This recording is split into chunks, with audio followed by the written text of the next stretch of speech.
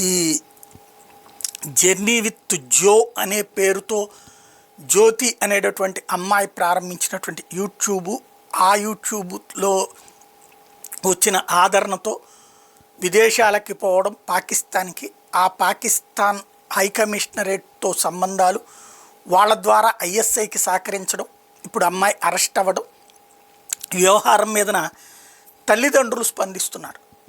మా అమ్మాయి అసలు పాకిస్తాన్ వెళ్ళిందని మాకు తెలియదే, ఒకవేళ వెళ్తే పర్మిషన్ తీసుకుని వెళ్ళి ఉంటుంది కదా, అది ప్రభుత్వానికే తెలియాలి అంట. వీళ్ళని చూస్తే వాళ్ళ తండ్రిని చూస్తే పెద్ద చదువుకున్నటువంటి వాడిగా లేడు. బిడ్డ బాగా సంపాదిస్తోంది, లక్షల్లో సంపాదిస్తోంది, పాపులారిటీ వచ్చింది అనుకున్నట్టున్నాడు ఆయన. కానీ ఆ బిడ్డ సంపాదన వెనకాల ఉన్నటువంటి కాన్సెప్ట్ని గమనించుకోలేదు. అమ్మాయి మతం మారిందని ఆయనకి తెలియదు, అమ్మాయి పాకిస్తాన్లతో సంబంధాలు పెట్టుకుందని తెలియదు, లేదా తెలిసినా ఆయన కూడా నటిస్తున్నాడా తెలియదు.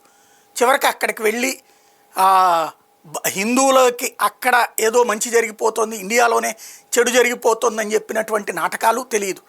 అంటే ఏం ఫాలో అవ్వట్లేదు. అమ్మాయి సంపాదన ఆయన చూస్తే సాధారణ జీవితంలాగా ఉంది.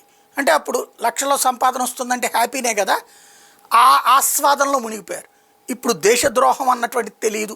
పర్మిషన్ తీసుకుని వెళ్ళడం అంటే ప్రత్యేకించి ఏ పర్మిషన్ ఉండదు, వీసా ఎవరికైనా ఇస్తారు పోతామంటే కనుక. టూరిజం వీసా అవతలోడు ఇవ్వాలి, మనం కాదు.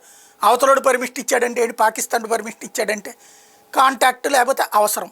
ఏంటి ఈ అమ్మాయికి అవసరం? అమ్మాయి వెళ్ళొచ్చిందని కూడా వీళ్ళకి తెలియదట ముందు. ఇప్పుడు తెలుసుకున్న తర్వాత ఆ పర్మిషన్ ఉంటే ఏముంటుందిలే అనేటటువంటి రూట్లో ఉన్నారు. ఓవరాల్గా చూస్తే అమ్మాయి వ్యవహారంలో ఇప్పుడు కొత్త మలుపులంటూ ఏమీ లేదు. ఒక సాధారణ కుటుంబాన్ని నుంచి వచ్చి ఒక్కసారిగా సెలబ్రిటీ ఇమేజ్ వచ్చినప్పుడు రెస్పాన్సిబిలిటీ ఉండాలి, బాధ్యతాయుతత్వం ఉండాలి. కానీ సొమ్ము కోసం దిగజారిపోవడం అన్నటువంటి రూట్లోకి వెళ్ళిపోయింది అన్నది అర్థమవుతుంది.